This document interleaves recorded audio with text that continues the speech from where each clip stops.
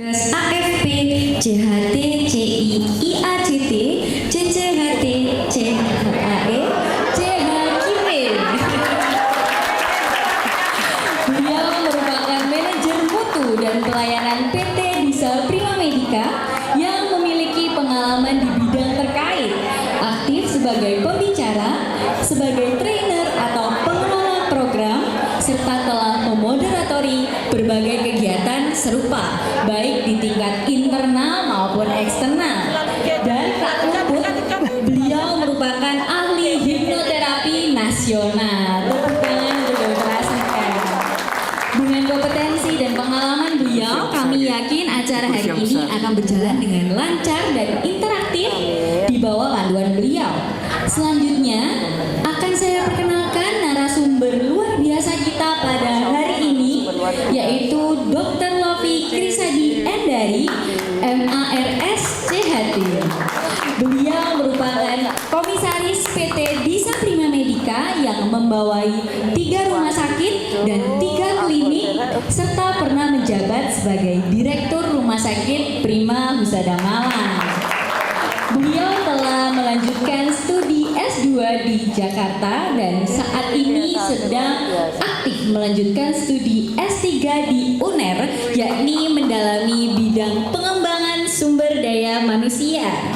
Tak luput, beliau juga merupakan ahli hipnoterapi dan ahli dalam bidang kepribadian. Baik, pada sesi selanjutnya kami serahkan langsung kepada host kita, yaitu Dr. Asika. Mari kita berikan tepuk tangan yang meriah. Assalamualaikum warahmatullahi wabarakatuh.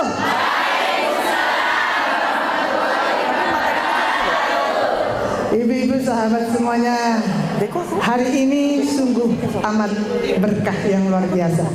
Ini pertama kali teman-teman dari Himpodi, dari IGTKM, dari IGTKI, kalau Fatah sudah pernah 2 kali ya.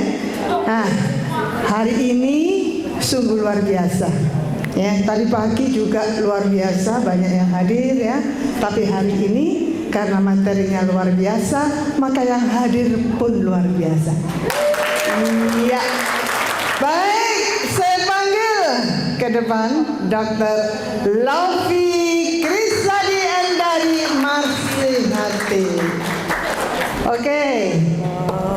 Baik, ibu-ibu sahabat Fatayat semuanya.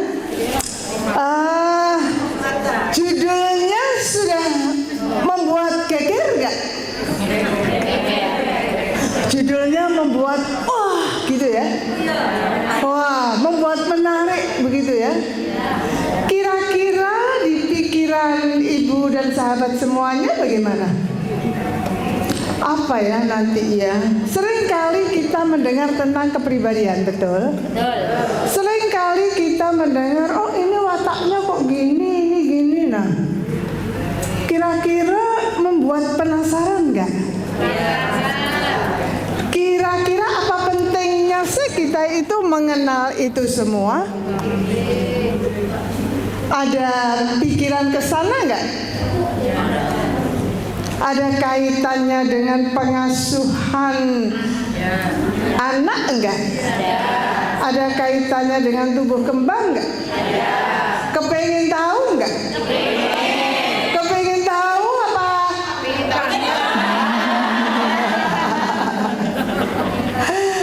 Nah, itu dia. Tidak sia-sia kita hadir di sini dengan Dr. Lofi, dan juga kalau lebih penasaran lagi, misalnya ingin mendalami anaknya nanti wataknya apa, kepribadiannya apa, ya. Nanti ini hobinya bagaimana dan seterusnya, bisa datang ke klinik beliau di atas sana, ya, di lantai 5 sebelah barat. Nah, ya, jangan khawatir. Nanti di situ ibu-ibu sahabat semuanya bisa mengenal orang-orang yang Anda cintai melalui watak atau kepribadian. Baik, kita akan berbincang panjang kali lebar kali dalam ya. Iya, kalau panjang kali lebar kali dalam namanya apa ya? Baik, Dr. Lofi. Seseorang ya, kalau menurut ilmu personality plus, personality the couple itu ada 4, koleris, sanguin, melankolis, sama pragmatis. Nah, tapi di sini beda ya. Nanti jauh lebih dahsyat ya kalau kita perdalam perbincangan kita pada siang hari ini. Oke, yang pertama sebetulnya watak itu apa sih, Dok?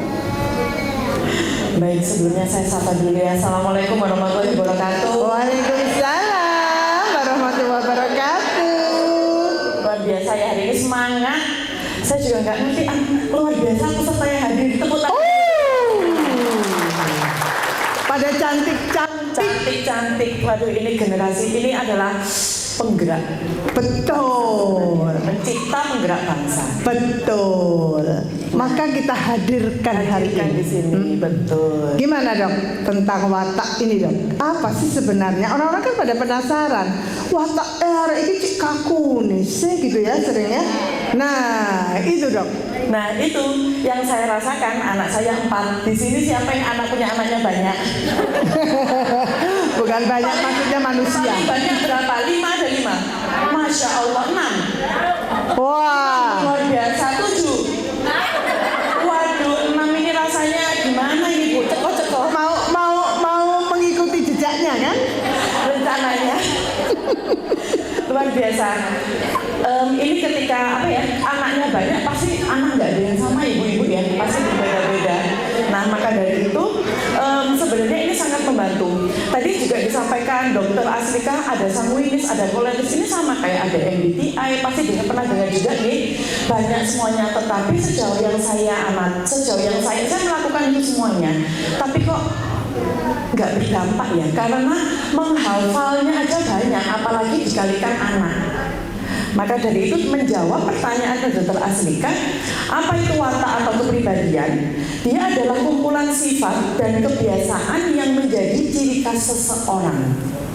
Kepribadian ini dibentuk menjadi 2 hal, yaitu dari faktor bawaan atau genetik dan juga lingkungan. Seperti itu. Lingkungan sangat berpengaruh ternyata. Nah, seberapa besar ini, Dok, pengaruhnya pada hubungan antar manusia? Tentunya kalau kita di dalam keluarga ya, seberapa gede sih kalau kita itu harus mengenal watak ini? Untuk mengenal watak, tadi kan dijelaskan bahwa sepakat gen kepribadian itu terbentuk dari kita sebenarnya punya gen di dalam, tetapi kita juga kena lingkungan dari luar. Sepakat? Nah, di sini dijelaskan bahwa untuk mengenali diri kita sendiri itu sifat kita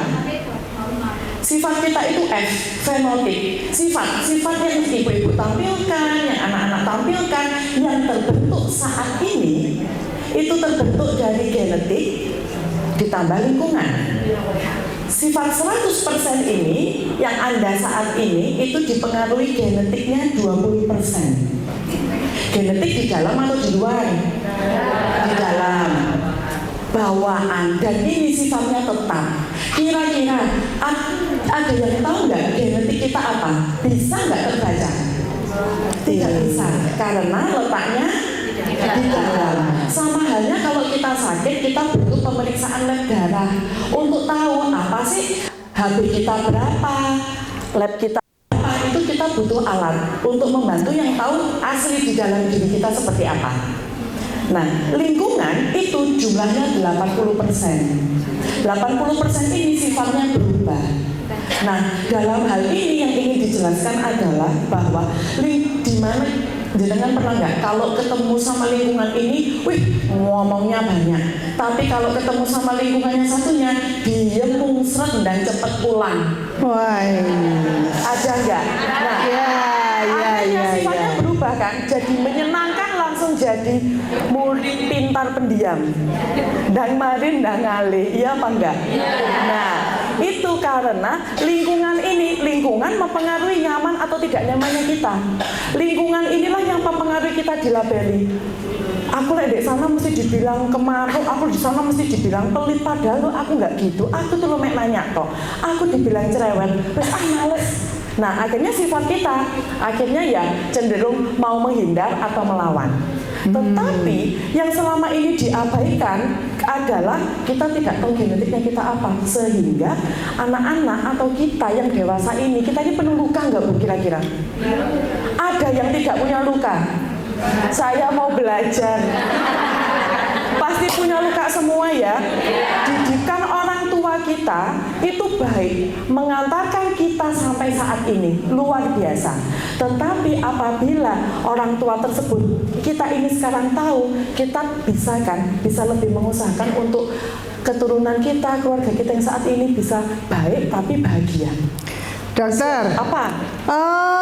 Lingkungan tadi dokter mengatakan 80% begitu besarnya ya. Betul. Berarti lingkungan sehat itu sangat mahal dong. Iya, Nah. negatif itu kan. Nah ini ibu-ibu sahabat semuanya, kalau lingkungan sangat mahal, kira-kira ketika lingkungan kita jelek, berani pindah rumah enggak? Ya. Berani katanya dokter. Nah ini sih. Iya, kalau lingkungannya jelek langsung pindah rumah, itu jalan pintas dokter. Jalan pintas.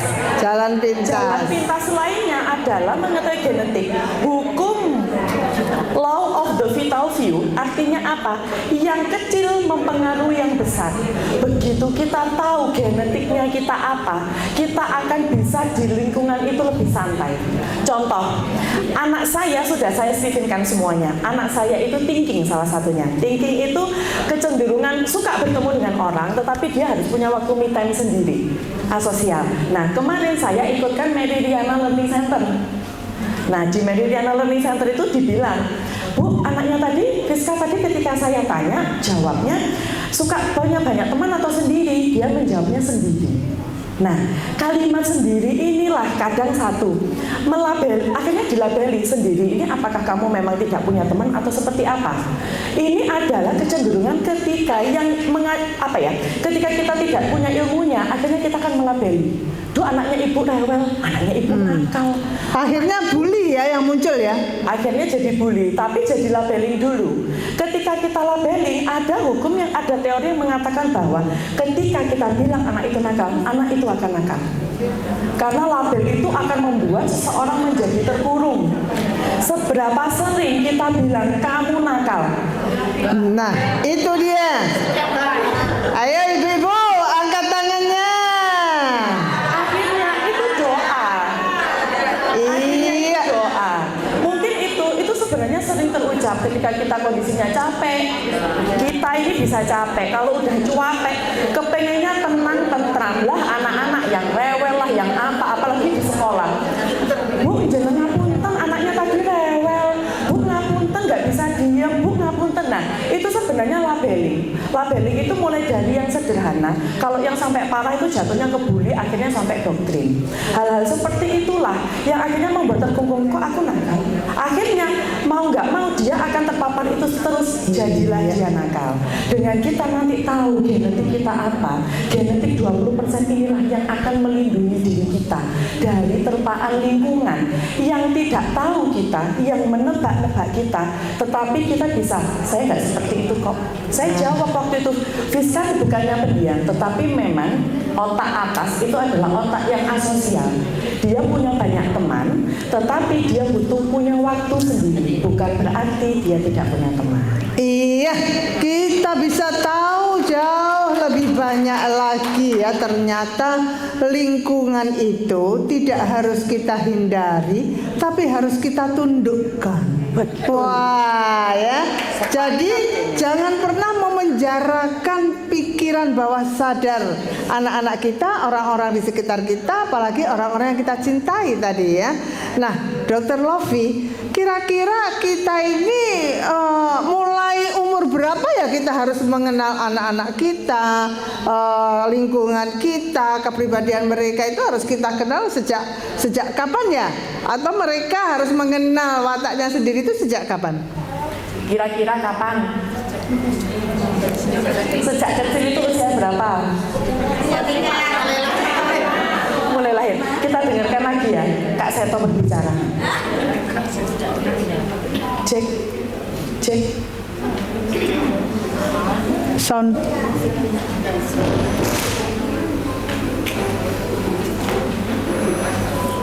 Soundnya. Tentu harus dia sendiri.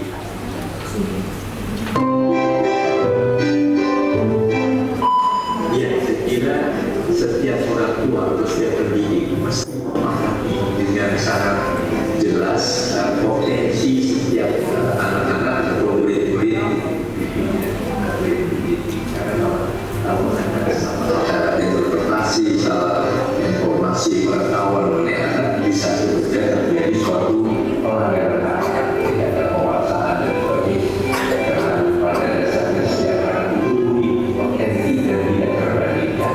Dan sekarang kita amalkan bagaimana setiap penting untuk orang memahami potensi setiap anak yang saling berbeda ini supaya bisa memberikan pelajaran ataupun lingkungan pendidikan yang tepat sehingga setiap anak tidak tumbuh dan berkembang secara lebih optimal.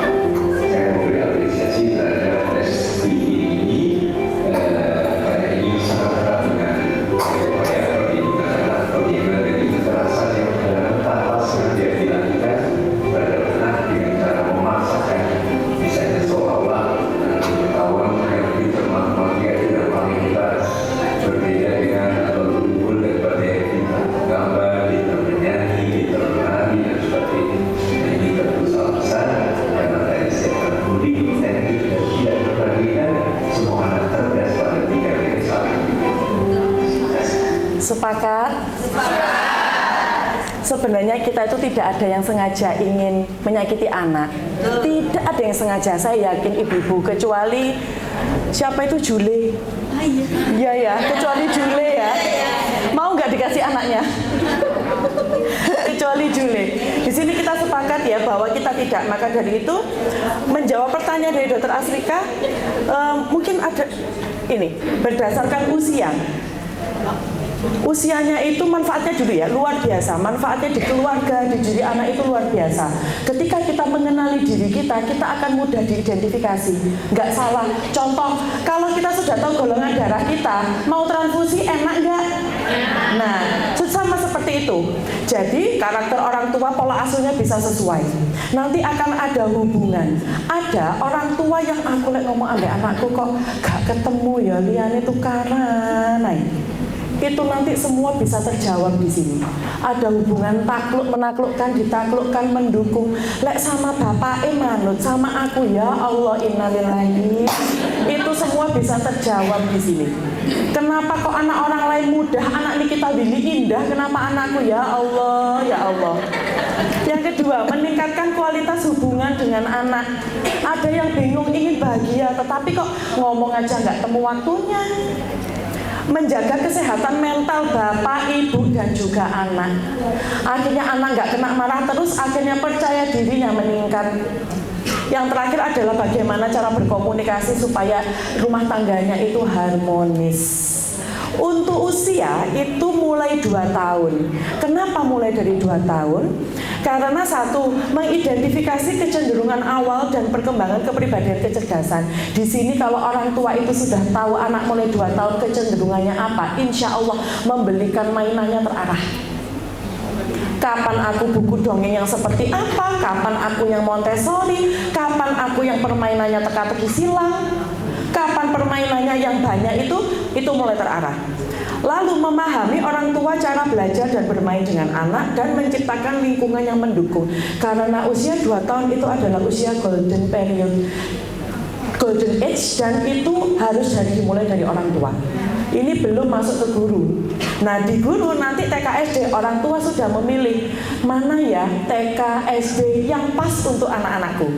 Ada kan ada anak yang nggak bisa diem. Kalau sekolahnya ngajar kayak UAIN gimana coba? Atau yang sebaliknya, dia akan mengalami kesulitan.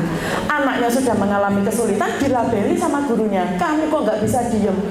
Dieret-eret. Padahal anaknya sendiri juga tidak ingin seperti itu. Nah, nanti di sini kita akan pahami, membantu guru memahami gaya belajar anak. Kemarin anak saya sedikit cerita gitu. Kemarin anak saya itu 2. Yang satu thinking itu kecenderungannya gampang diajari, anaknya manut, pinter.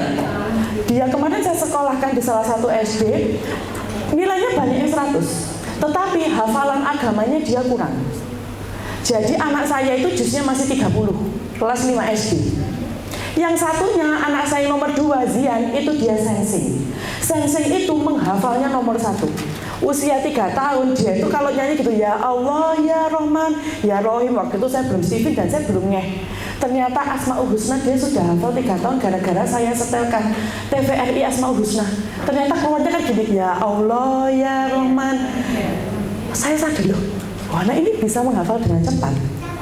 Jusnya sekarang 29, tetapi nilainya dia 80, 85. Kira-kira anak saya dua-duanya masuk kelas unggulan nggak? Masuk ya. Masuk ya. Yang paling logis masuk yang mana? Yang pertama. Kenyataannya di sekolahnya anak saya, yang pertama itu dia tidak masuk kelas unggulan karena hafalannya kurang. Anak saya yang harusnya tidak, ya Mas, alhamdulillah masuk kelas unggulan, tetapi dia akan mengalami kesulitan karena digabungkan dengan anak-anak yang lain. Konsep ini yang sebenarnya sangat penting bagi pendidik untuk akhirnya mereka akan paham alasan dibalik ini semua. Bahwa tadi yang Kak Seto sampaikan bilang bahwa pintar menggambar, sekarang kan banyak ya di Instagram gambar langsung dicoret-coret jadi bagus. Belum tentu matematikanya pintar. Apakah dia bodoh? Tidak. Nah, inilah yang akhirnya kemarin sempat, oh ya sudah nggak apa-apa. Akhirnya PR-nya di orang tua. Anaknya yang kedua di drill, yang kedua akhirnya di drill hafalan, yang satu di drill matematika dan yang lainnya. Itu untuk TK SD dong. Nah, ini untuk SMA, masa-masa lain paling, lagi. Apa ini? Paling indah. Mencari sesuatu. Nah, ini masa-masa ini luar biasa ya. Satu, kita harus mampu menjaga mereka dari bullying. Mereka harus bisa mengerti. Ketika CV tidak mengajarkan untuk kita fighting. Fightingnya bukan menggunakan kekerasan, tetapi kita akan pahamkan anak. Nak, memang kamu seperti ini. Kalau nanti ada yang ngatain karena mereka tidak tahu. Anak saya sudah tahu aku sensing, aku tadi dikatain ini, tetapi aku bilang karena aku sensing. Kamu seperti itu kan bapak dia bisa menjelaskan. Dan yang terpenting, kalaupun dia tidak bisa menjelaskan, dia bisa membentengi dirinya sendiri untuk tidak mudah terluka. Dan saya pun tahu cara membangkitkannya seperti apa karena tiap anak tidak sama. Yang kedua, SMA itu masa-masa yang luar biasa ya. Di sini ada masa penjurusan. Di sini ada masa dia mulai pubernya dekat sama pacaran dan kawan-kawan. Di sini nanti dijelaskan introvert, extrovert yang berbeda dari penjelasan yang lain. Introvertnya versi Steven itu adalah dia pendiriannya kuat. Kalau sudah punya anak introvert, insya Allah dipahamkan agama, insya Allah di luar dia akan aman. Tetapi kalau ekstrovert, ini nanti dia akan lebih mudah terpengaruh lingkungan. Positifnya gampang ikut FOMO, padel, tenis, lari, bagus. Tetapi ketika dia salah pergaulan, dia akan ikut. Kita nggak berharap yang berat-berat ya Bu, kayak misalnya meso kecil-kecilan atau apa. Loh, kamu tahu itu dari mana? Jelas. Makanya kalau sudah kenal anak ini, introvert, ekstrovert nanti kendalinya beda. Anak introvert boleh diancam, boleh ditakut-takutin, tapi bukan nakut-nakutinnya sesuatu yang negatif. Nak, ayo belajar. Kalau nggak belajar, kamu nanti ketinggalan kelas loh. Itu nakut-nakutinnya, dipahamkan konsekuensi yang negatif. Kalau ekstrovert kebalikannya, nak belajar yuk biar kamu juara 1. Siapa yang ngerasa ini dulu tuh nggak penting, yang penting ngomong aja. Ternyata inilah yang menggerakkan mereka. Anak ekstrovert tapi dipuji atau motivasi. Ini kan diancam. Ekstrovert dibuat bersaing. Ekstrovert dipuji. Introvert yang coba kembali. Anak ekstrovert diancam. Cepetan mandi dong, enggak nanti tak tinggal. Tinggalan. Siapa? Iya. Atau sebagai seorang istri atau anak yang sudah gede, Ma ayo cepetan berangkat. Lah enggak, aku tinggalan bal dewe. Kebalikannya, orang introvert dipuji, Ma kayak gini, sayang, Nak ayo belajar yuk, misalnya gimana? Ya Nak ayo mandi, nanti kalau enggak nanti biar kamu wangi. Lah bosan mah Wangi-wangi. Ketika kita salah, anak nggak akan bergerak. Ma ayo cepetan Ma, kita ekstrovert kita tinggal mandiku disuwek-suwek no, ilai isa tambah nyikat nambah setrika. Lah itu adalah ciri-ciri orang ekstrovert. Diancam tua mbah manto, tambah dadi itu adalah kemudiannya ekstrovert. Terus kalau sudah seperti ini gimana? Pak, aku ikut pujian. Anak elek ekstrovert ini, sayang, ayo belajar, ditemani mama. Sayang, ayo belajar. Nanti kalau kamu bisa, nanti kita traktir teman-temanmu sekelas. Nah, itu dia. Jadi penting sekali kita itu memahami watak ini ya. Nah, seringkali yang kita lihat tadi Dr. Lofi yang SMA, kuliah ya. Seringkali ibu-ibu sahabat semuanya, cita-cita yang tidak terkabul dari diri ibu-ibu ini diberikan kepada anaknya sehingga dipaksakan. Seringkali seperti itu. Betul apa enggak, Bu? Terus seringkali membeda-bedakan. Tadi Dr. Lofi bilang jangan membeda-bedakan ya. Lagunya kan juga ada itu. Waduh, gimana dok? Iya, Kak Kelum dibanding-banding nih, itu dia. Kalau kita ibu-ibu semuanya, kalau kita itu hal negatif tadi ya, 3 kali terulang itu akan mancep ke pikiran bawah sadar kita karena kecepatan dari sel yang atau saraf-saraf yang menginput itu seperti listrik ya, itu 240 km per jam. Ya, itu dia ya yang membahayakan sehingga mancep di sini akhirnya tadi ada yang jadi nakal dan sebagainya. Dok, kalau bicara tentang watak ini bisa dirubah enggak ini? Kalau watak, tadi kan watak ada 2. Yang dari lingkungan, ya kita akan menyesuaikan karena itu adalah sistem pengendalian diri kita. Betul kan? Tapi kalau sudah tahu genetiknya, ini nggak bisa dirubah. Kalau selama ini belum tahu, bisa aja tertutupi. Efeknya apa kalau tertutupi? Kita ngoyo. Ada nggak di sini yang sudah punya anak besar, yang anak kecil 1 belum punya cita-cita, atau dia sempat punya cita-cita tapi dianggap aneh, hal yang aneh. Atau yang kedua, anaknya sudah kuliah kok ketokannya ini kok kan ada kan kuliah salah pilih jurusan, salah pilih kerja, atau yang iya ini adalah korban salah jurusan. Nah, terpaksa akhirnya. Itu, saya dulu juga, saya ini sukanya manajemen sama mama disuruh jadi dokter. Mama waktu itu bilang kepengen ini, akhirnya nanti saya sambungkan. Jadi ini menyambung dokter. Tadi SMA itu supaya anak-anak itu paham, tidak salah cari jurusan, tahu pergaulannya bagaimana. Kalau untuk di pekerjaan dia tahu pekerjaan apa yang dilamar. Kalau memang jenengan sudah nyuruh anak itu di situ nggak apa-apa. Tetapi di dalam satu organisasi itu kan banyak bidang.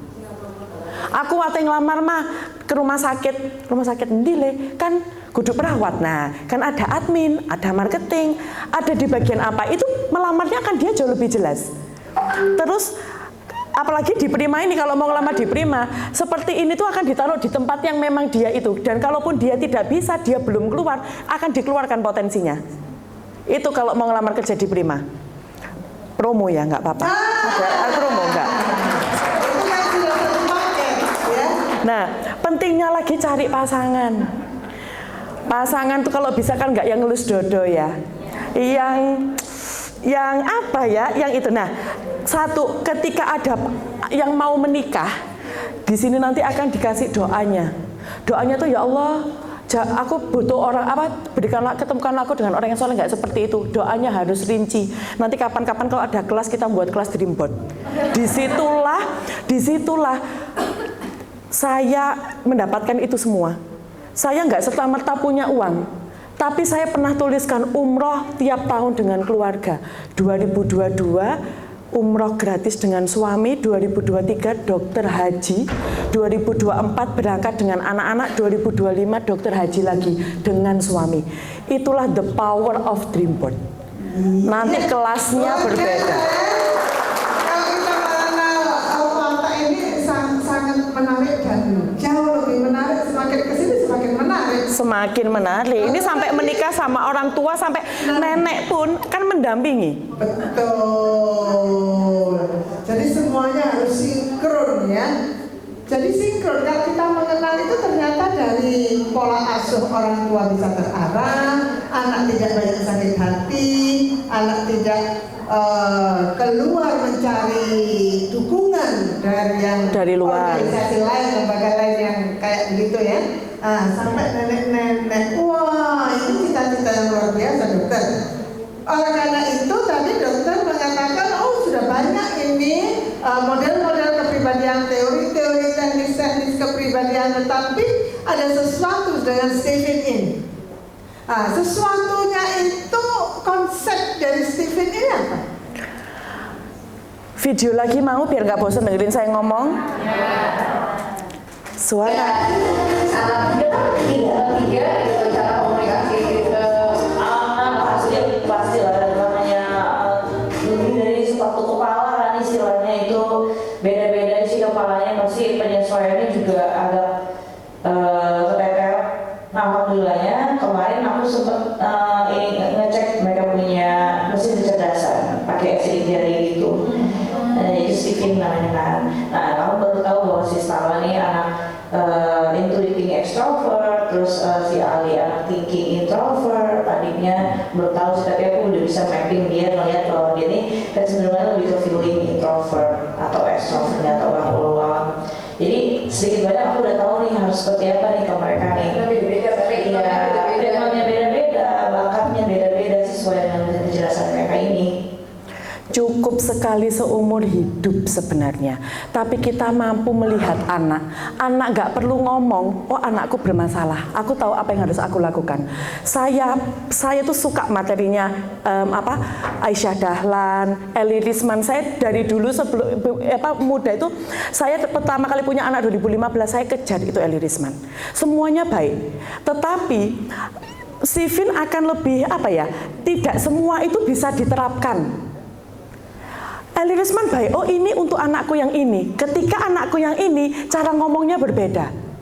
Aisyah Dahlan, oh beda-beda. Jadi ilmu itu semua saling melengkapi. Saya tetap gunakan ilmu untuk mendidik anak saya, itu menggunakan ilmu-ilmu parenting yang lain. Tetapi cara penyampaiannya, supaya mudah diterima anak-anak, itu kita membutuhkan konsep ini. Jadi, namanya adalah potensi genetik. Potensi genetik. Kita punya genetik, apa itu potensinya? Potensinya dimiliki seseorang dari sejak lahir sampai meninggal dunia tidak akan berubah, tertutupi iya, karena belum tahu. Sekali potensi ini tidak keluar ya. Tidak keluar dan bagaimana cara menebak-nebak akhirnya. Menebak-nebak akhirnya kita hidup di jalurnya orang lain. Nah, sebenarnya konsepnya itu sama. Ini adalah semacam kita mengetes kepribadian. Saya membaginya supaya mudah menjadi dua. Ada yang genetik, ada yang fenotip. Fenogenetik itu dari dalam, diem aja, nanti akan kelihatan sifatnya. Sedangkan fenotip ini kita harus mengeluarkan, harus memberitahu, harus berbicara. Yang pertama, genetik itu mengukur potensi berdasarkan informasi genetik. Dari mana itu? Satu, Allah memberikan kita itu adalah kecenderungan otak kita dominan yang mana. Di situ akan ada DNA. DNA kita berputar, dipetakan nanti di Stephen. DNA banyak adenin, nanti kecenderungannya otaknya yang berlaku adalah limbik kiri. Di situ adalah sensing. Terus nanti di genetik, jadi semua DNA nanti yang keluar di tubuh kita itu sebenarnya sama, sifatnya kayak laboratorium. Kita bisa melihat keluar angka-angka, kayak kita memeriksa darah. Kalau fenotip, jadi ini mengukur potensi berdasarkan informasi genetik kita apa. Sedangkan kalau fenotip itu mengamati sifat berdasarkan hasil dari interaksi antara genetik dan lingkungan. Contoh, datang ke psikolog atau psikiater. Baik-baik, tetapi butuh kita menyampaikan, dia menyimpulkan, betul? Nggak mungkin langsung datang, kecuali ke dukun ngeramal jenengan niku sifate. Jadi masalahnya ketika kita menyampaikan ini pasti ada bumbu-bumbu mekanisme pembelaan ego. Pasti kita menceritakan anak kita, makanya orang sering bilang itu kan cerita jenengan. Coba anaknya saya cerita, nanti ceritanya pasti beda karena ini dipengaruhi sudut pandang. Yang kedua, kita nulis MBTI pakai tes tulis, pakai dop tes. Itu kan kita ketika mengisi, kok kayaknya aku sing iki terlalu jahat deh. Enggak, aku enggak kayak gitu. Kadang aku iki sik dipikir. Makanya peraturannya kan harus dikerjakan secepat mungkin. Ada enggak yang berubah? Habis kemarin sifatnya ini terus dites lagi besoknya berubah.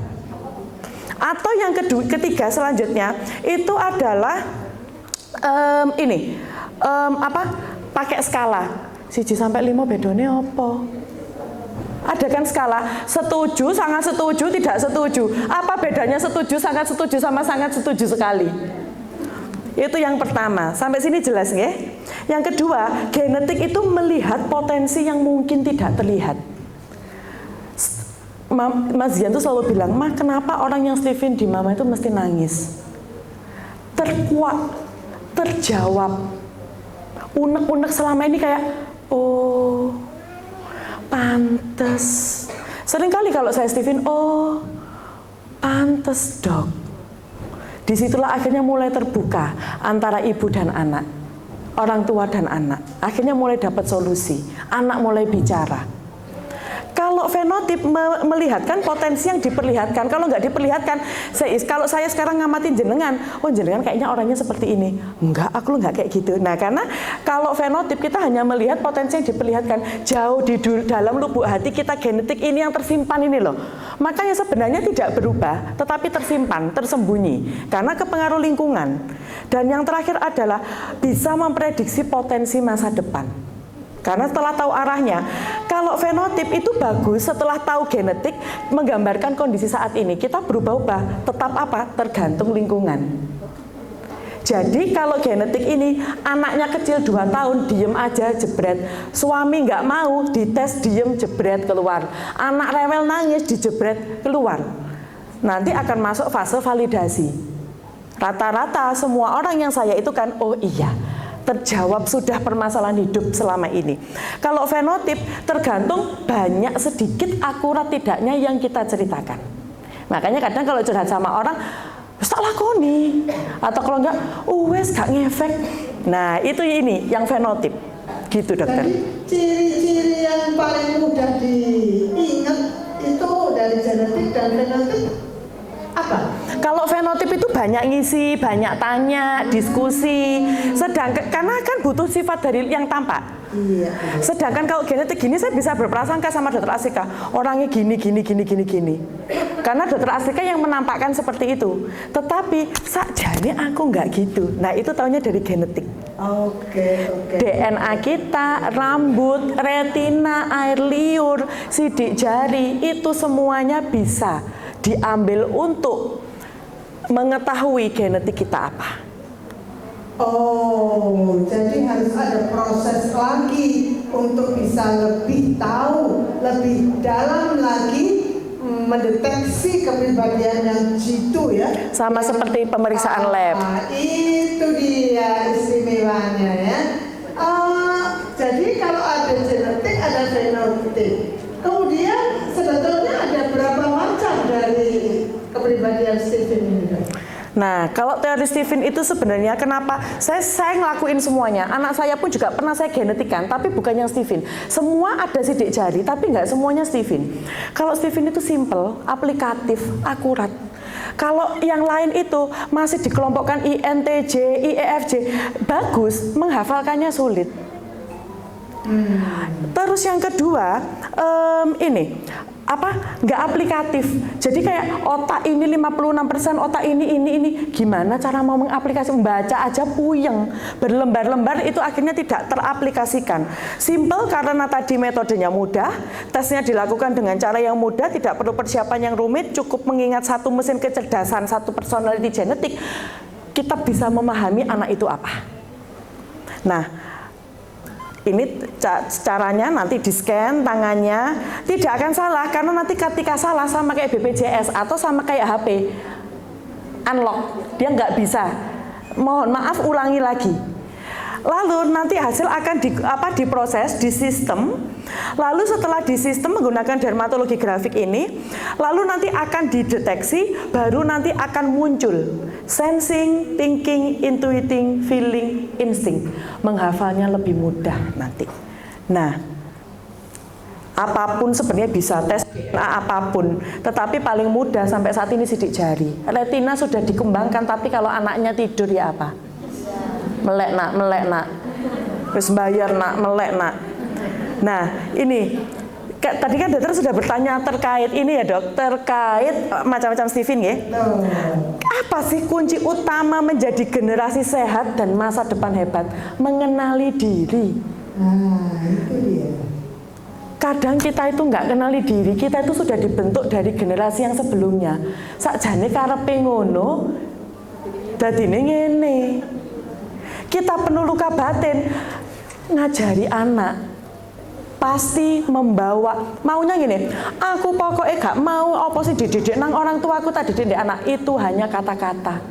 Tadi sesuai yang disampaikan Dr. Aslika, secepat itu alam bawah sadar berproses. Kalau jenengan sadar ketika jenengan ada orang tuanya yang dulu keras, jenengan pasti ada luka itu. Anda yakini, Anda kepengen aku gak mau didik anakku seperti itu. Tetapi itu cuma di mulut. Kenyataannya coba sekarang jenengan ingat-ingat. Otomatis. Ternyata mama dulu dididik kayak gini. Atau kalau enggak kita bisa nahan saat kita capek, kita merasa sendiri, suami tidak membantu, anak rewel sudah tingkat dewa, itu pasti akan keluar. berarti kan harusnya kita putus gitu ya. Kita putus. Setelah tahu nanti Steven itu apa, kita adalah generasi pengubah. Berat, kita harus masih dengan orang tua yang lama oke seperti ini, tapi gimana caranya? Saya itu ibaratnya gini, orang tua ngasih kita sesuatu yang keras, kita terluka itu sampai punggung belakang, sampai proses ini harus putih untuk ke anak. Kenyataannya nanti pasti jatuh bangun. Sama kita itu Islam, tetapi kita punya Al-Quran. Tapi seberapa sering ketika kita ada masalah, kita larinya ke ayat Al-Quran bahasa Indonesianya dan kita artikan dan kita lakukan. Minimal kita sudah punya panduannya. Sama, nanti setelah tahu Steven ini apa, kita sudah tahu panduannya. Anak seperti ini nanti dibuka lagi. Anak seperti ini nanti dibuka lagi. Makanya nanti kalau konsultasinya itu seumur hidup, siap mendampingi curhatan ketika ada masalah. Tapi nggak 24 jam on call, dikurangi 8 jam tidur. Sebentar. Tadi berarti Steven ini ada berapa kepribadian ya? Nah, cara mengenali diri kita itu mengenali pusat pengendali diri. Pusat pengendali diri adalah otak. Otak tidak bekerja, mati batang otak, tidur, nggak bisa ngapa-ngapain. Percaya ya bahwa di otak ini banyak, kita hidup ini mengeluarkan semua ini, itu pusatnya dari otak. Kabel PLN-nya. Nah, di Steven ini nanti dia akan bisa menguak jutaan informasi tentang seseorang. Sekarang jenengan belum percaya, nanti begitu tahu, oh iya.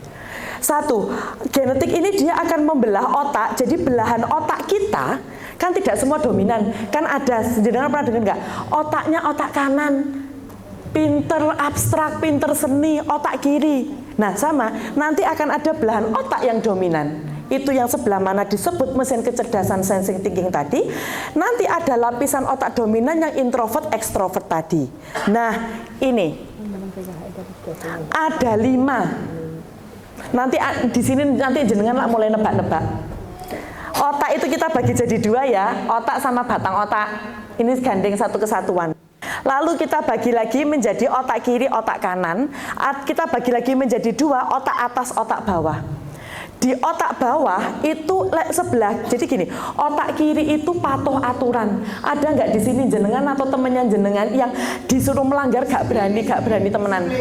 Disuruh datang jam 7, dia akan datang setengah 7, mepet jam 7. Kalau nggak ngomong, sepurane telat. Lampu merah. Lampu merah tidak dilanggar, otak kiri. Otak kanan, Naruh sepatu yang jejen. otak kiri. Jadi dia patuh aturan, takut terlambat, takut itu.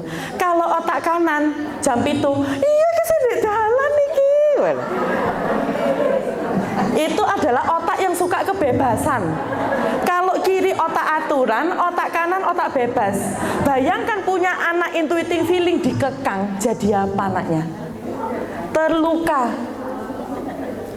Jadi itu pembagian gampangnya kiri kanan kayak gitu. Nah sekarang kita otak atas, otak bawah. Otak atas itu otak asosial. Ketemu orang, kalau nggak ada manfaatnya, capek. Berarti dia suka di rumah dong. Saya kalau gini seneng, makanya bilang Dr. Love itu ekstrovert. Enggak, aku introvert. Begitu acara ini selesai, saya tuh bisa Steven dari jam 7 sampai 11 malam. Kuat ngomong, karena yang disebar manfaat. Thinking suka ngomong manfaat. Tapi begitu sudah selesai, ngelepar. Berdiam diri di rumah. Itu otak asosial, otak sukanya di atas. Jenengan pasti ada gini deh, ketemu acara sampai malam, ngocepret. Ada nggak yang ngerasa capek? Nah, yang bilang enggak itu adalah otak bawah. Ngomong itu saya kuat. Kalau otak atas kayak lah pemane sih, saya pulang, itu otak atas. Gak boleh. Nah itu otak atas. Nah sekarang kita bagi lagi limbik kiri, sensing limbik kiri. Di limbik kiri itu semua panca indera sifat semua ada di situ. Panca indera, mata, telinga, fungsi panca indera semua ada di situ. Makanya bahasa Inggrisnya sense, rasakan. Namanya dinamakan sensing. Ketika punya anak sensing, anak ini memorinya kuat. Jadi kalau kepingin ngajari anak sensing, anak ini gampang nggak paham terkait definisi. Walah lele dikandani iku pakai gak nyambung kacamata. Kalau kepingin nyuruh anak sensing, le ini kacamatanya mama, tolong taruhkan di sana. Sudah. Nanti habis itu le tolong ambilkan kacamata. Jadi dia harus mengalami panca inderanya dulu. Masuk. Kalau enggak, le ambil no botol Cleo. Sing mana nama botol Cleo mah? Ada nggak yang anaknya gitu? Nah, jadi kalau kepingin ngasih contoh ke anak sensing, kasih contoh, suruh melakukan. Dia hanya akan tahu barangnya sendiri, karena barangnya sudah dilihat, diraba, dipegang, dihafalkan. Barang kita mesio talah Cleo, kacamata, wis gak ketok, padahal mek satu barang di meja. Sing mana mah? Perhatikan yang lain. Bukan nggak suka, jadi dia itu karena sensing panca indera. Jadi kalau punya orang sensing, hafalannya kuat. Kainnya sing mang sing endi yo. Selama dia memegang ini orang kuat. Makanya kalau punya anak sensing memorinya itu kuat. Bapak ibu tidak boleh bertengkar di depan anak itu, terutama di anak sensing. Memorinya akan kuat. Saya pernah bertengkar sama anak saya, anak sama suami saya di depan anak saya. Jangan dimarahi, mama pernah gini, dan dia menyebutkan tahunnya. Itu saya menghapusnya luar biasa. Dan itu dia akan ingat sampai dewasa. Dan kalau sudah punya anak sensing, cari yang memang bagus. Jadi apa yang jenengan ajarkan sampai saat ini, besok ketika dia punya suami saya sensing. Orang tuanya selalu kalau setiap pagi masakkan nasi mie. Sampai sekarang nasi mie.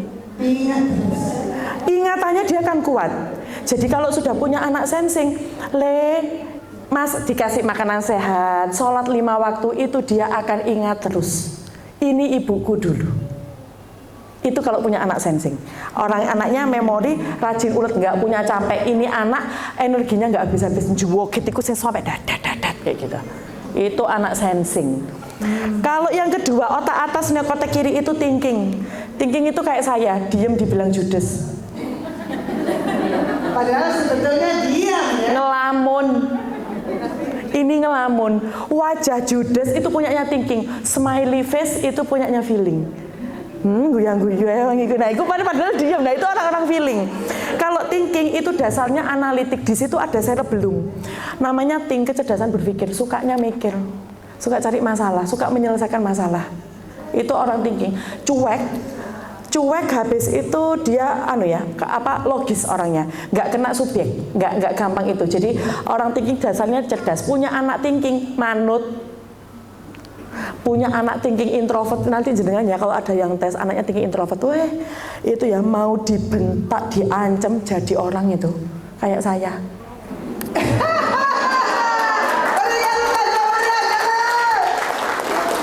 Satu-satunya. Makin menarik ini kalau begini. Betul. Sangat susah untuk menghafal, makanya ditandak noaing. Menebak-nebak juga susah. Intuiting, feeling, insting. Wah. Ini ulet, pintar, kreatif, empatik, serba bisa. Tapi yang sensing suka senang, ulet tapi suka senang-senang. Thinking, pintar tapi tegoan. Ini anak sukanya bosi. Ma tolong ngambil no itu padahal deket. Ma tolong ngambil no itu. Atau kita papa tolong padahal duweket suami ndek garasi. Intuiting, kreatif tapi asosial. Hati-hati pada anak intuiting yang bisa mematikan dia cuman kata-kata. Dia pikirannya sudah jauh. Aku pengen jadi astronot mah. Lapo sele. Itu tidak bisa diucapkan anak intuiting. Dia langsung akan mungsret dan tidak akan berbicara lagi. Padahal idenya dia itu yang mahal. Dia pencipta hal-hal yang tidak pernah ada. Jenengan nanti kalau tes, aku kok intuiting, pasti penuh luka. Sama orang tua dikurung. Ini saya mengibaratkan burung. Tapi sama orang tua tidak boleh ke sana, tidak boleh ke sini. Dia hanya akan bisa diam. Kreatif, konseptor. Yang menciptakan Marvel, Disney itu semua orang-orang intuiting. Daya hayalnya yang luar biasa, yang nggak bisa nututi kita pikiran. Kalau feeling empatik, suka tebar pesona, mas, ayo, itu feeling itu. Itu feeling. Kalau insting itu semuanya bisa, karena dia tadi kan otaknya di tengah ya, otak tengah ini serba bisa tapi serba nanggung. Nah, Ada yang spesial. Bisa mau diarahkan kemana supaya dia mau menyelesaikan. Dia semuanya dikerjain tapi nggak selesai. Saya punya teman insting, jualan jilbab nggak selesai, pindah ini nggak selesai. Makanya harus ayo, semangat. Nah, cara belajar sensing itu menghafal. Diutamakan aja ini. Nanti anakku kepengen matematika menghafal. Nanti ada caranya. Gimana caranya menghafal matematika? Lah ini akan meningkatkan kreasi guru-guru. Betul. Gimana caranya anak sensing iso menghafal, intuitif menghafal. Caranya bisa belajar matematika. Polanya beda-beda. Sensing caranya menghafal, paling cepat menghafal. Kumon oke.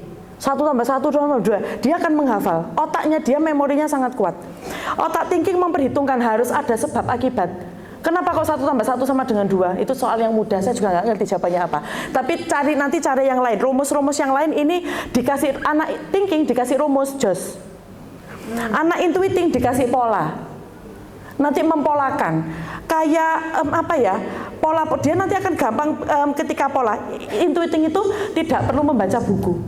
Dia itu anaknya pencilaan, nggak bisa diem, suka coret-coret buku. Kok guyu itu. Nanda. Tandanya Wes coret-coret buku. Coba itu idenya lah aneh-aneh. Dia nggak bisa diem. Dia nggak bisa diem itu karena imajinasinya dia. Tapi kita ngelabelinya nakal. Kalau ketemu anak intuiting, loncat-loncat di mana? Di negeri awan. Suka buat tisu di lempar-lempar salju itu anak intuiting. Kalau sudah punya kayak gitu, kata-katanya itu akan melukai dia. Jadi itu berpengaruh di dalam tubuh kembang. Oh iya, mungsret. Dia akan makanya kenapa ada orang yang jadi, orang nggak jadi. Ya ini, karena menebak-nebak anak. Feeling mendengarkan. Jadi kalau punya feeling ini lembut. Kadang anak itu kalau sekolah nggak mau sekolah, Bu itu jahat. Waduh, drama ini. Nah, itu sayang, ayo mendengarkan. Kasihan orang tua. Coba bayangkan orang tua, ya lek dek sayang nang orang tua nih, lek orang tua nih ngamuk-ngamuk gak sayang. Ojo diumpamakan ke orang tuanya. Feeling mendengarkan. Apalagi yang menyentuh hati, menyentuh kalbu sampai dewasa dia akan ingat. Insting itu merangkum. Jadi biarkan dia merangkum, dia akan ngerti. Habis selesai semua, lalu dibantu merangkum, itu adalah cara belajar. Fokus. Lanjut ke fokus ya. Sensing itu visual, sukanya melihat. Thinking pelajaran, suka. Makanya saya itu jujur. Saya itu sebenarnya sudah cukup sekolah. Gara-gara saya belajar di Stephen, dia bilang thinking introvert itu expert. Saya iseng daftar S3-nya UNER, lah kok keterima.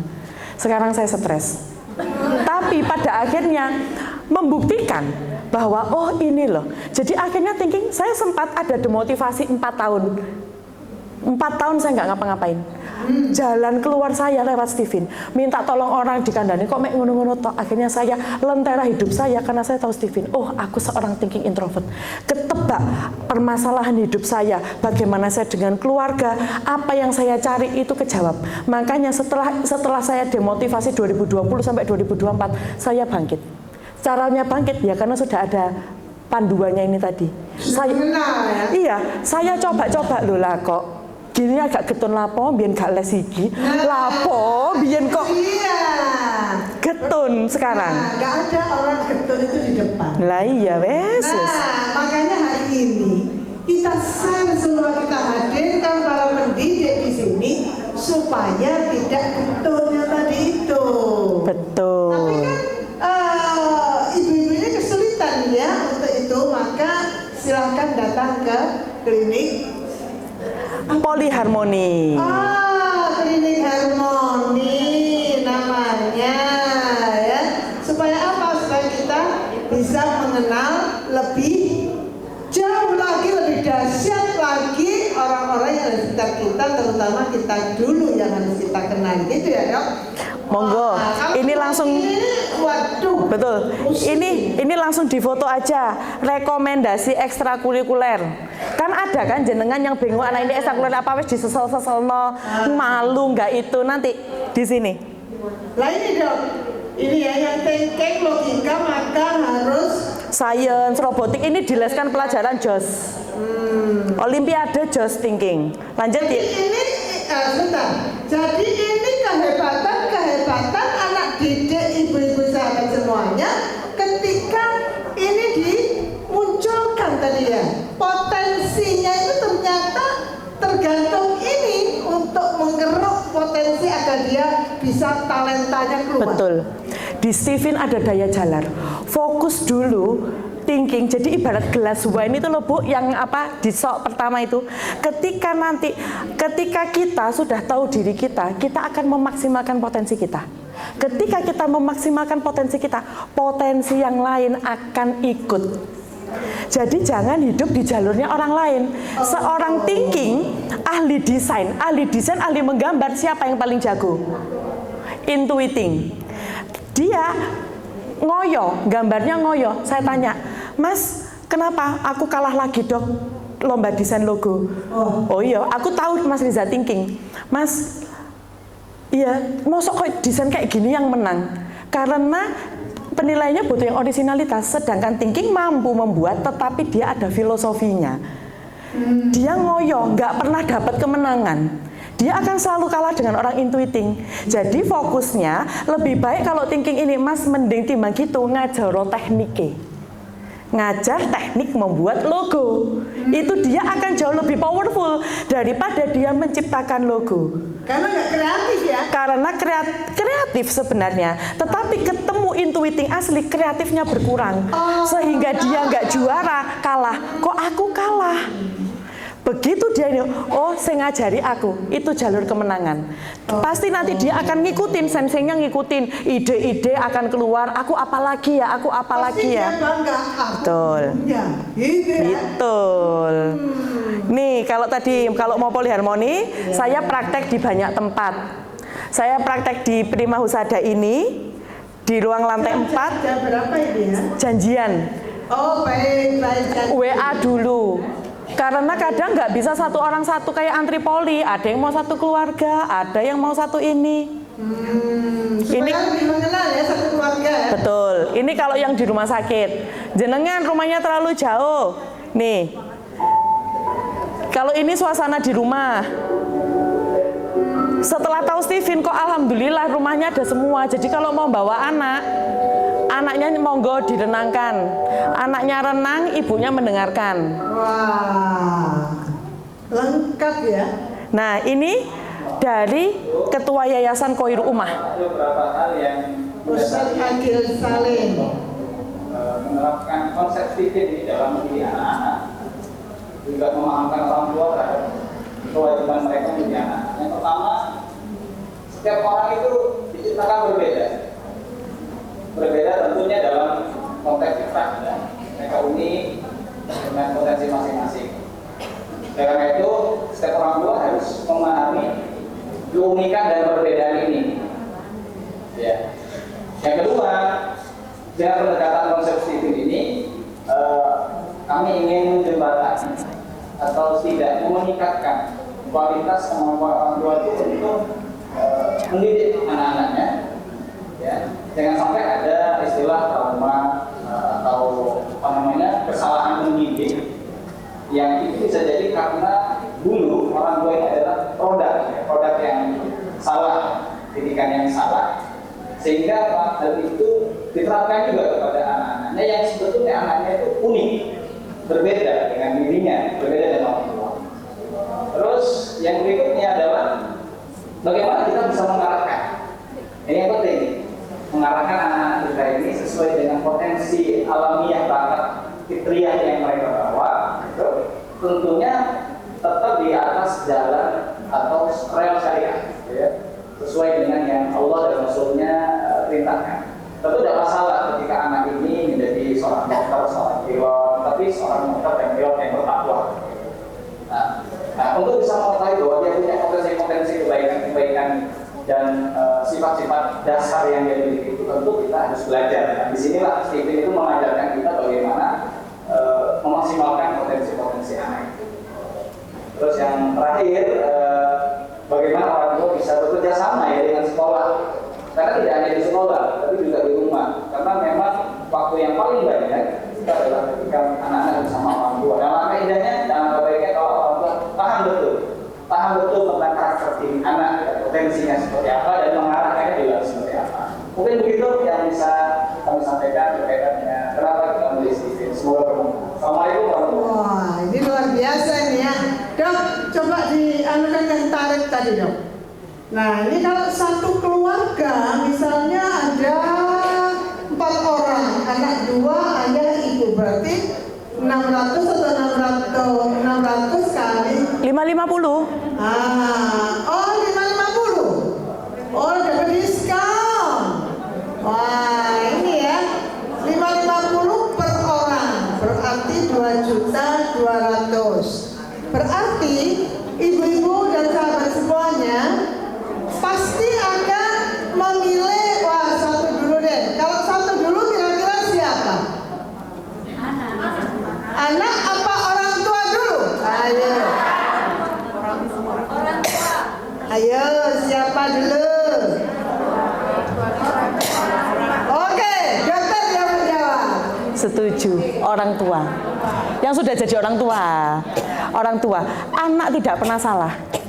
Anak hanya dibesarkan oleh orang tua yang bermasalah apabila anak itu salah. Yang harus dikelirkan dulu adalah orang tua. Ketika orang tua itu tak akan paham, mudah. Kabar baiknya, Wah. promo. Oh, promo khusus untuk peserta hari ini? Boleh nggak? Sangat boleh dong. Siapa yang mau promo? Siapa yang ingin dapat promonya? Wah, ini nanti pasti sudah ada yang mau datang itu dong. Promonya berapa?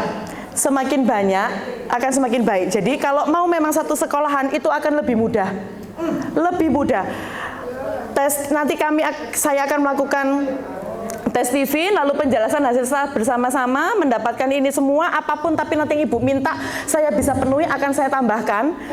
Special price-nya nanti monggo, masing-masing yang berkenan untuk di sekolahnya WA. Karena itu nanti akan tergantung jumlahnya. Yang jelas akan lebih murah dari yang 550 tadi.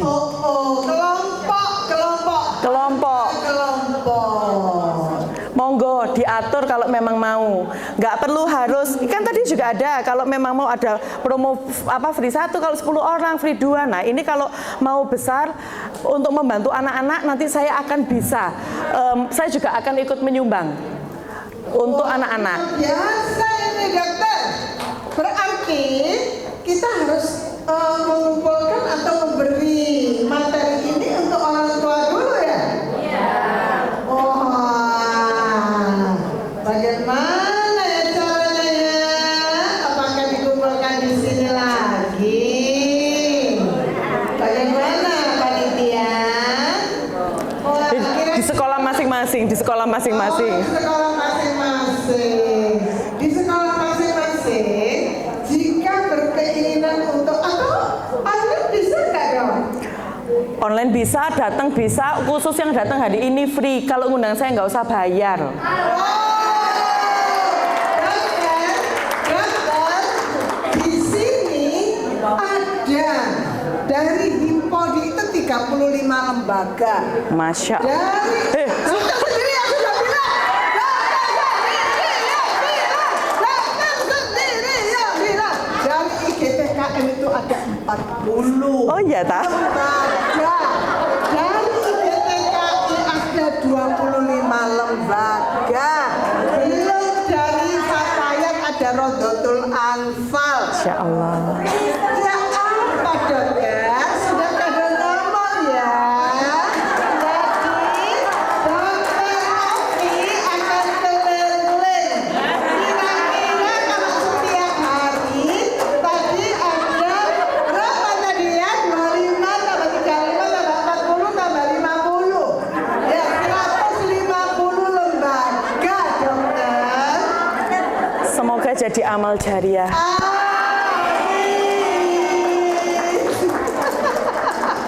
Nanti minta moderatornya Dr. Aslika. Oke, sekarang sisa waktu 5 menit. Oke, kita buka pertanyaan. Ada yang mau bertanya, tentu monggo. ada yang ingin bertanya, silahkan.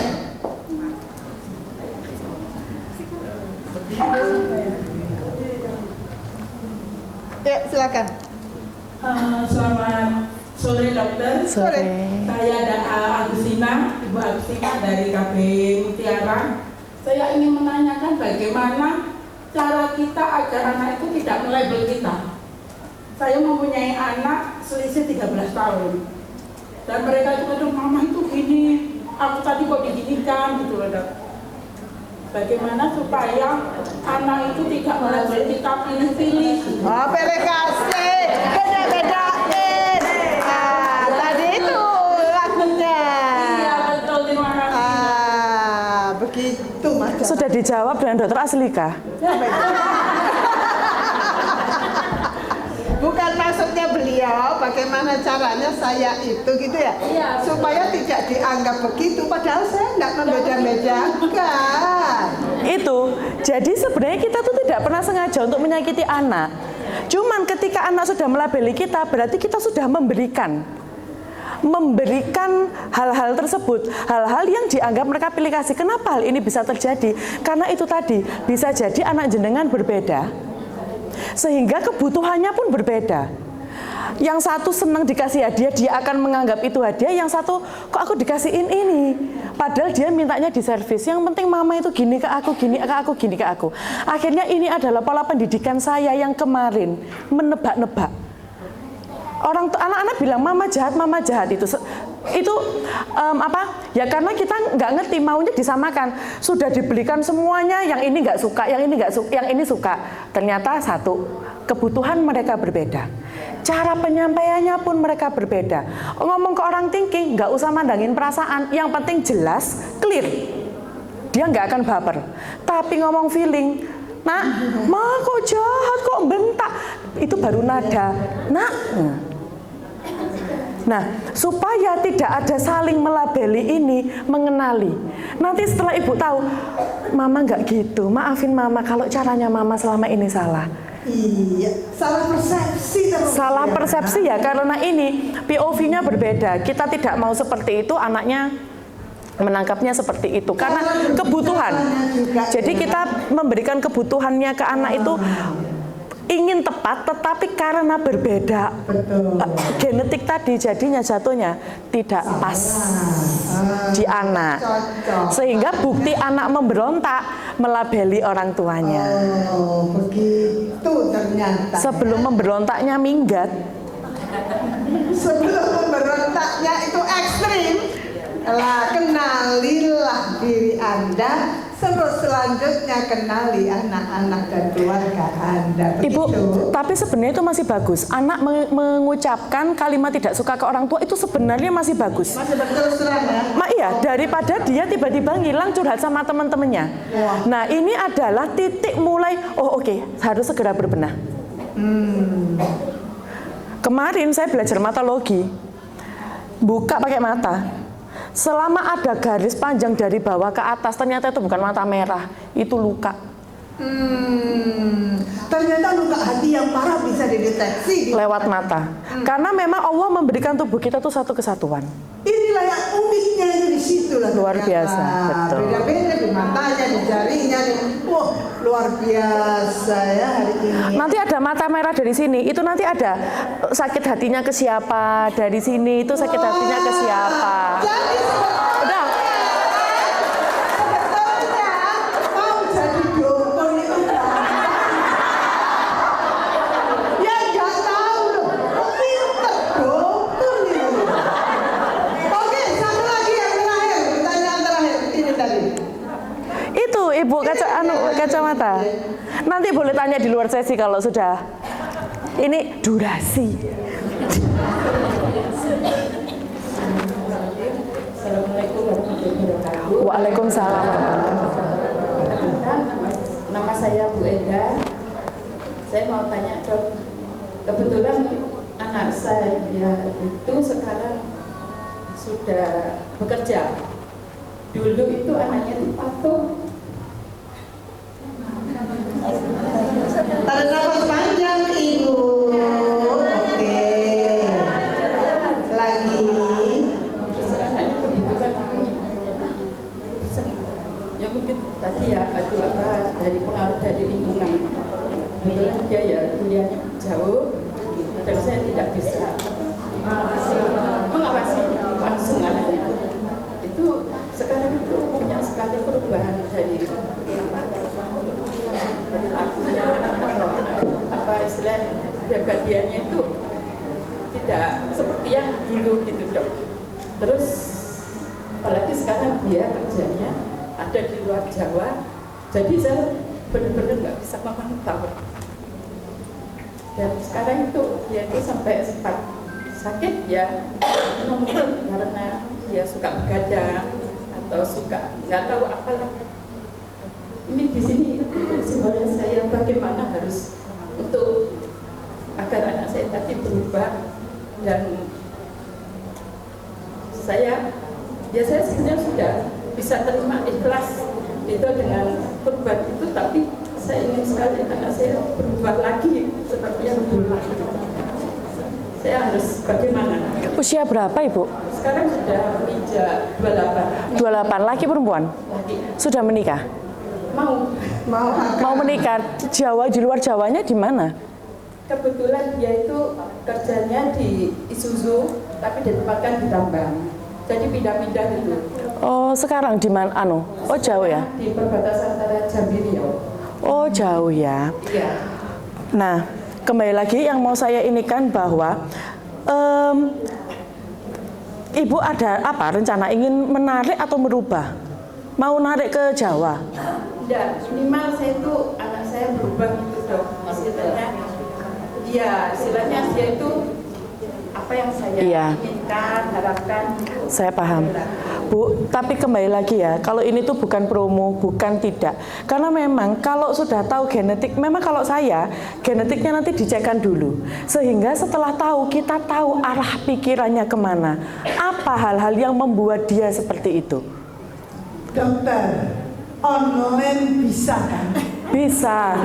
Layanan online bisa. Bisa. Stephen itu tersebar di banyak.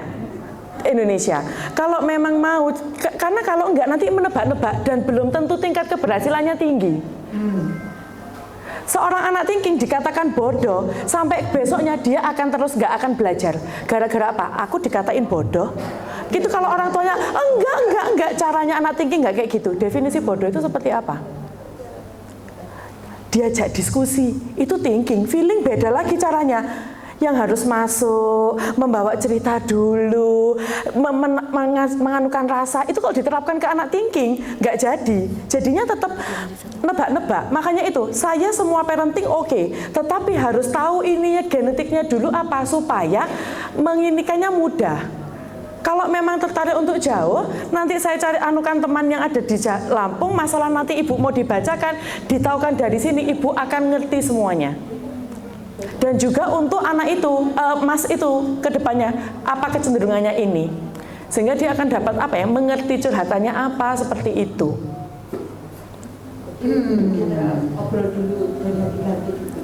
Ya, kalau saya tetap tes dulu, setelah tes akan tahu gimana cara ngomongnya, cara ngomong dari hati ke hatinya itu pemilihannya seperti apa. Terus habis itu ininya gimana, apanya ya, cara ngeanunya kayak gimana. Nanti kita baru bisa akan masuk memberikan solusi yang pas setelah tahu diagnosisnya dia itu apa. Seperti itu akan lebih mudah. Kalau sekarang saya ngasih saran, ya ibu banyakkan telepon, ditanyain ini, belum tentu pas. Dokter, kalau ibu dulu yang harus mengenal kepribadiannya gimana? Boleh.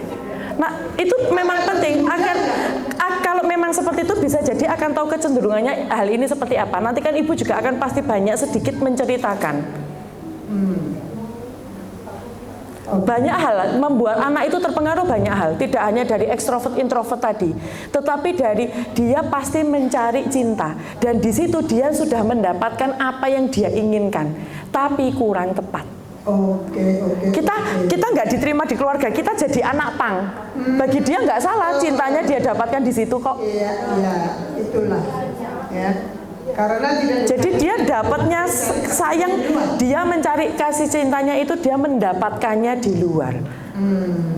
Ketepaan dapat gitu loh. Ketepaan dapat, ketepaan cocok, ketepaan klik gitu. Jatuhlah ketambang. Iya. Baik. Mari kita doakan untuk anak ibu dan juga anak-anak kita semua dan kita semuanya, semoga sama Allah setelah ini dimudahkan dan menjadi generasi pejuang dan juga bisa membahagiakan diri kita dan keluarga. Satu lagi saya beri kesempatan. Kok beranak? Waduh. Wah, bisa beranak ini kalau dituruti nggak ada habis. Lihat video dulu. Saya merasa kantor tes TV itu teman-teman yang masih dibuka kayak gimana, mari kita tes TV. Mas ini sensing. Begitu saya tahu sensing, saya suruh untuk, ayo mas ngomong. Nggak mau sensing itu permasalahannya percaya diri. Dia nggak gampang percaya diri, tapi seneng tampil. Saya briefing nggak ada 5 menit, ngomongnya kayak gini. Terserah itu, dia improvisasi hasilnya kayak gini, bagus nggak? Akhirnya mamanya, bisa ya anakku ngomong. Itu kalau udah kenali genetik kita, ngarahkannya dia juga pasti akan menerima. Oh iya, ternyata aku bisa.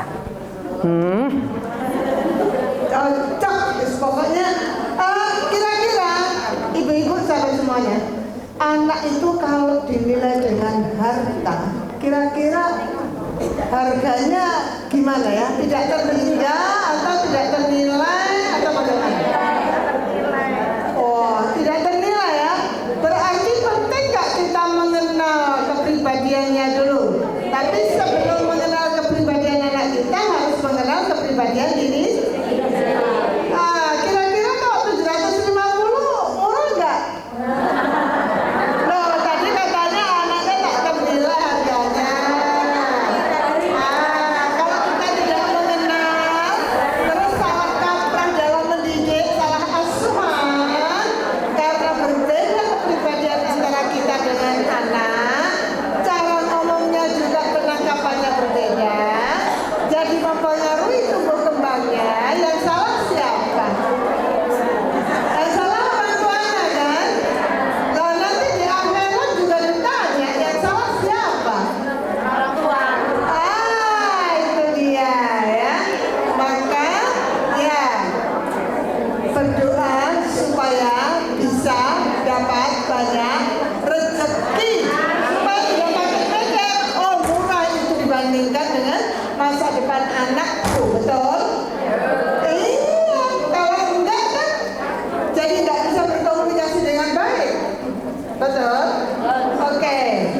Bagaimana waktunya? Halo? Sudah? Oh, waktunya sudah habis ternyata Dokter Lombing. Baik, kita berikan aplaus yang meriah.